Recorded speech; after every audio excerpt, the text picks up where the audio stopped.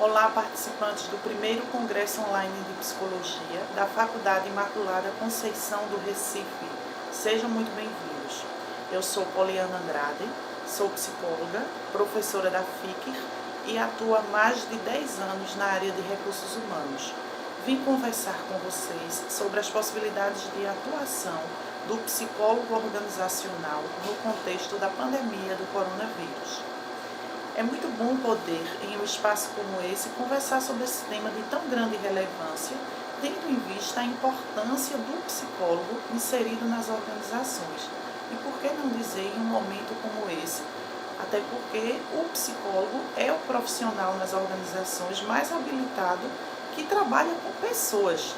Tá? Então, trabalhar com pessoas, será que todo esse contexto as pessoas foram afetadas ou não? Ao longo da nossa conversa nós vamos discutir sobre isso.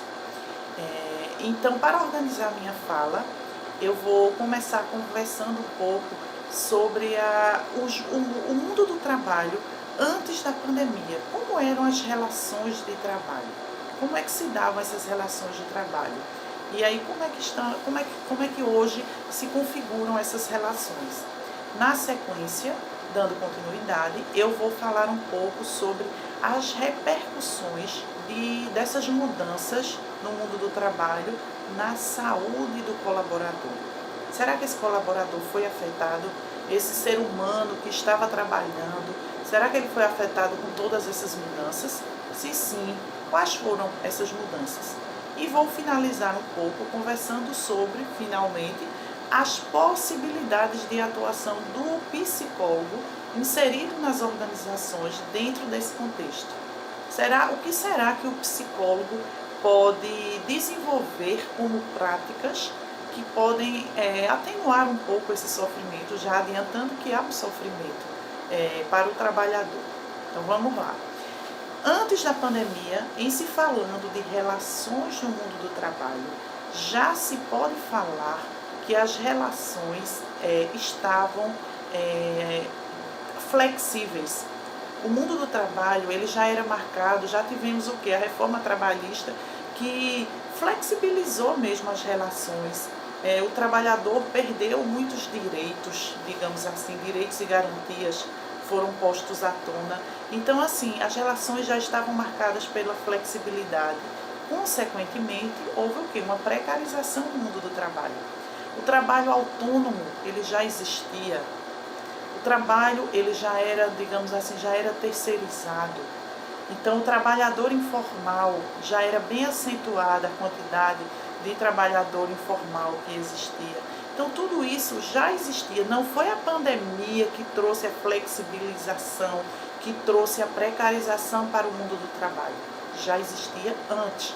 Com a pandemia, o que nós podemos falar, o que nós podemos observar foi que houve uma acentuação nessas relações mesmo no mundo do trabalho. Porque o trabalhador, todos nós estávamos trabalhando e de uma hora para outra, literalmente, do dia para a noite, fomos postos para trabalhar em casa. Tá? O trabalho remoto surgiu como uma válvula de escape. O trabalho remoto surgiu até como uma forma de manter o trabalhador dentro de uma rotina. O trabalhador ele precisa ter uma rotina para desempenhar o seu trabalho. Existem autores que defendem e outros que criticam a questão do trabalho remoto, mas foi a única alternativa encontrada para que houvesse uma continuidade nos trabalhos, enfim. Então, o trabalhador foi trabalhar em casa. Algumas classes, elas foram mais afetadas do que as outras.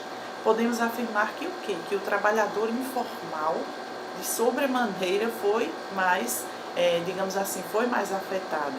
Mas o trabalhador formal também foi. Por quê?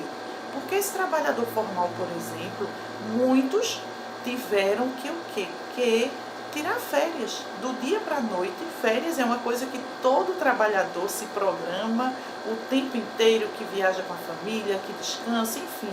Então, o trabalhador foi obrigado, de uma hora para outra, a tirar férias. E o mais agravante, férias que foram, digamos assim, gozadas em casa. ele teve que ficar em casa no isolamento. Isso foi uma coisa. Outra repercussão foi o quê? A questão da redução salarial. Muitos trabalhadores tiveram a redução salarial. Ainda mais essa redução salarial, muitos ficaram até felizes. Por quê? Porque não foram demitidos. Porque o fantasma da demissão estava o tempo inteiro pairando a mente do trabalhador. Então, eu não fui posto para fora. Então, isso aconteceu nas relações formais, sem falar das informais. Então, assim, será que todas essas mudanças geraram algum tipo de adoecimento para o trabalhador ou não? Será que o trabalhador ele ficou mais vulnerável a algum tipo de adoecimento psíquico ou não? Lógico que sim. Por quê? Porque o trabalhador é um ser humano inserido em todo esse contexto, sofrendo todas as consequências de tudo isso. Então, o trabalhador, podemos afirmar uma coisa, medo foi uma coisa que todos nós vivenciamos, medo de tudo. Medo primeiro de morrer, medo de perder um ente querido, medo de perder um emprego, medo de não dar conta de todas essas mudanças e transformações. Então, esse medo que o medo é até bom, mas o medo em excesso ele paralisa. O medo ele causa o quê? Tem a insegurança. E a insegurança de quê? Será que isso vai dar certo? Será que isso vai passar? E uma insegurança, será que eu vou dar conta desses aparatos tecnológicos que de uma hora para outra eu tive que aprender a manusear? Será que eu vou dar conta? Então eu fiquei inseguro. Então essa insegurança, esse medo, logicamente, ele foi mais acentuado por conta de quê também? Do isolamento. Porque o ser humano, ele é um ser sociável, é um ser que precisa de quê? Ele precisa do reconhecimento, a remuneração social é muito importante para o ser humano ainda. Então esse ser humano ele ficou totalmente isolado. E aí, como é que essa fragmentação? Como é que eu vou sobreviver diante de tudo isso? Então, as organizações precisam se adaptar a esse novo contexto. Isso é fato. Então, muitas organizações passam até, por que não falar, de uma mudança na cultura organizacional. Então, e o que é cultura organizacional? É a forma de ser da organização. É como elas lidam, elas tratam seus colaboradores. Tá? Então, assim, por que não falar de uma mudança de cultura, inserção de novos valores? E isso não acontece do dia para a noite. Então aí é onde entra a nossa grande discussão. Como é que o psicólogo que atua dentro das organizações pode apoiar dentro de todas essas mudanças? Como é que ela pode apoiar para atenuar um pouco o sofrimento desse trabalhador? Sim, sofrimento, com certeza, ele está sofrendo. Então, o que é que o psicólogo pode fazer? O psicólogo, em se falando de práticas e atuações, quando se fala de recrutamento e seleção, quando se fala de treinamento e desenvolvimento, a questão do trabalhar de forma virtual já estava inserido dentro da cultura do trabalho do psicólogo. O psicólogo já fazia essas práticas antes da pandemia. Isso não é novidade. Então, agora o que nós podemos falar que se torna premente para a atuação do profissional de psicologia é atuar enquanto consultor, é apoiar os gestores para que eles se tornem gestores de pessoas, para que eles consigam ter um pouco mais de sensibilidade para lidar com o sofrimento dessas suas equipes, esses trabalhadores que estão em casa. Como é que esse gestor pode identificar por que não falar qual o adoecimento dos seus colaboradores? Porque o adoecimento psíquico, ele não ocorre do dia para a noite. Então é necessário que haja uma atenção especial. Mas os gestores, muitos deles são profissionais que têm uma competência técnica muito desenvolvida. Mas e a competência comportamental? Muitos precisam ainda desenvolver. Então é o psicólogo que pode apoiar os gestores dentro desse contexto. o psicólogo ele pode atuar como mediador de estratégias para identificar que tipo de sofrimento, o que é que a organização pode implantar, se apoio financeiro para que haja uma melhor estrutura ergonômica em casa, por que não? E folga, part-time, por quê? Porque nós, de uma coisa, já se vê no mundo do trabalho.